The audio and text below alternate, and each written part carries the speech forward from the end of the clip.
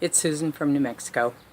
We're going to do a Raku firing today, but before we get started, I wanted to go over a couple of safety things that sometimes people forget. First of all, last time that I Raku'd, it was on my birthday, and I was wearing shorts instead of pants because I wanted to look cute because it was my birthday, and I stepped against the lid of the kiln. It was about probably 1500 degrees, so today I'm wearing... When you Raku, it's important to wear closed-toed shoes, even though I'd rather be wearing sandals or flip-flops, and it's important to wear long pants, even if it's hot. Here's the lid I backed into. We set it over there when it's hot. Besides your clothing, you also need some other gear.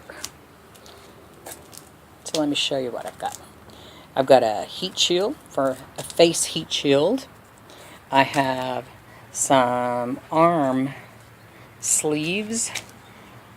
I'm not sure what they're made out of, but they're very useful when you're having to reach your hands into the kiln if something falls over and you've got to get in there with the tongs. And then I have some regular ceramic heat gloves with a gauntlet on them. Thing I wanted to point out, it's my sunglasses. They have sides on them. They are heat resistant. $6.99 I think on Amazon. My son reminded me that one time when I was Rakuing and I was wearing contacts, which I am right now, I almost burned them to my eyeballs. They almost melted. So if you're wearing contacts or you don't wear glasses, it's good to have some kind of protective eye gear, especially when you're looking in the kiln to see when things are done. Another thing I wanted to show you, here are two pieces, this one and this one, that last time I Raku'd did not turn out well. Different glazes, but if you can see where they're not glazed and they're just black, it's kind of how they turned out. So what I'm going to do is refire them with different glazes, similar glazes to the composition of the original glaze. Along with the test strips, I have a lot of little pinch pot bowls because I was an art teacher for many years. So I have a lot of little bisque pinch pots that people left behind, and so I collected them, and they're handy to put a glaze on to test it. This is my alter ego, Pearl. Pearl, do you think it's time we got started? Time to load the kiln and get on with the day. You think so? Okay. Yeah, I do too.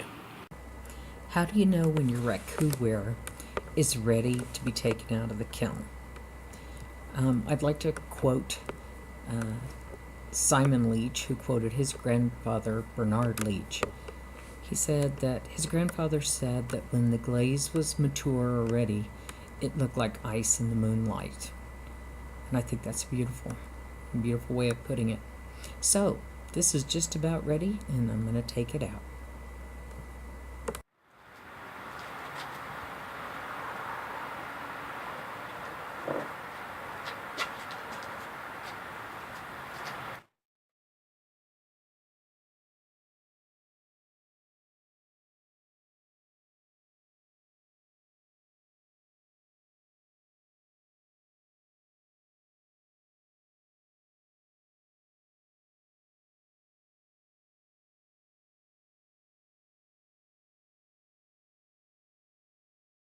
This is the moment you wait for to see what it looks like inside.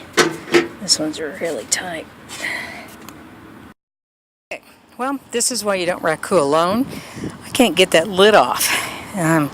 We put them on so tight so that it'll kill out the flames, but now I can't get it open, so my helpers are inside, so I'm going to have to wait for a minute.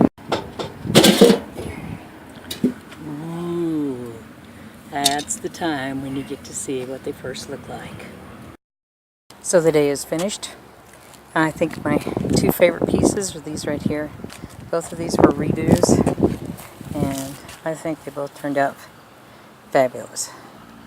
They were both dark, dull blackish brown before, and they're the ones that I put another coat of a similar glaze onto, and I think they look great.